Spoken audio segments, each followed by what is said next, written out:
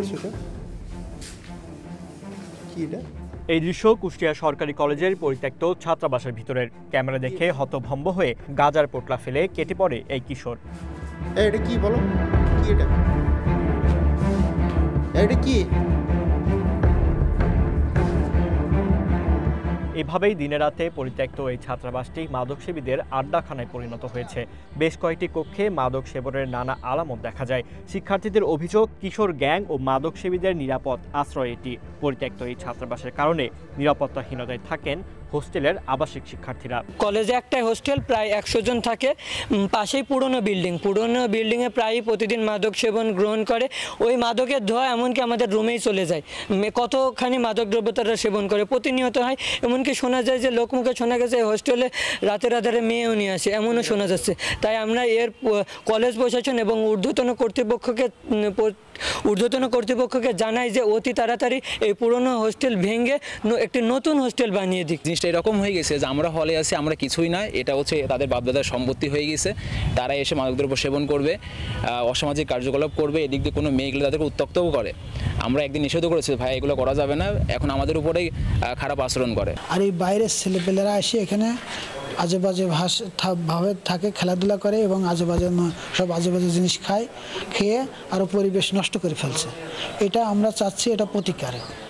শিক্ষার্থীরা বলছেন, ঐতিহ্যবাহী শিক্ষা প্রতিষ্ঠান কুষ্টিয়া সরকারি কলেজে প্রায় 27,000 শিক্ষার্থী পড়ালেখা করলেও তাদের জন্য রয়েছে 100 শয্যার একটি মাত্র আবাসিক হল।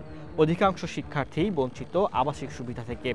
এই পরিত্যক্ত ছাত্রাবাস ভেঙে নতুন ছাত্রাবাস নির্মাণের দাবি তাদের। সন্ধ্যার পরে এখানে মাদকের আড্ডাখানা বসে এবং বিভিন্ন কিশোর গ্যাংয়ের আড্ডাখানা এই হোস্টেলের মধ্যে বসে।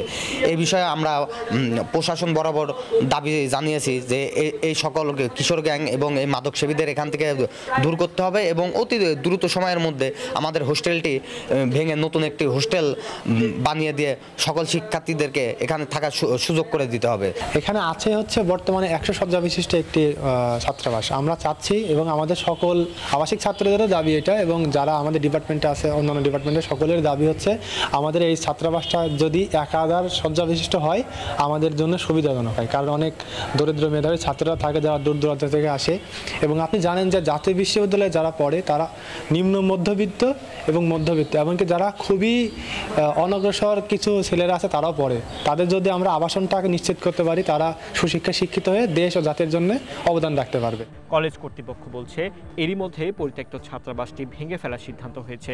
এখানে নতুন ছাত্রাবাস নির্মাণের জন্য মন্ত্রণালয়ে চিঠিও পাঠানো হয়েছে। যত দ্রুত সম্ভব আমরা জানতে পেরেছি যে ওইটা ভাঙার সিদ্ধান্ত হয়েছে এবং এটা শিক্ষা প্রকৌশল শিডিউলের মাধ্যমে সেই কাজটা বাস্তবায়ন হবে এবং আমরা তাদের সাথে কন্টিনিউ যোগাযোগ রক্ষা করতেছি।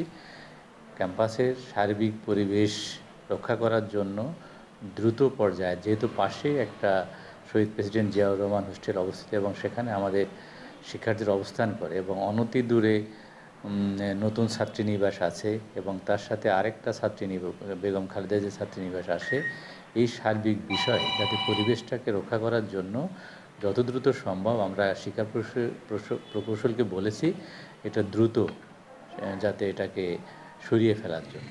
শিক্ষার্থীরা মনে করেন, কিশোর গ্যাং ও মাদকসেবীদের আখড়ায় পরিণত হওয়া এই পরিত্যক্ত ছাত্রাবাসটি দ্রুত ভেঙে এখানে নতুন ছাত্রাবাস নির্মাণে দ্রুত উদ্যোগ নেওয়ার পাশাপাশি শিক্ষার্থীদের নিরাপত্তায় এখানে আইন শৃঙ্খলা বাহিনীর তৎপরতাও বাড়ানো দরকার।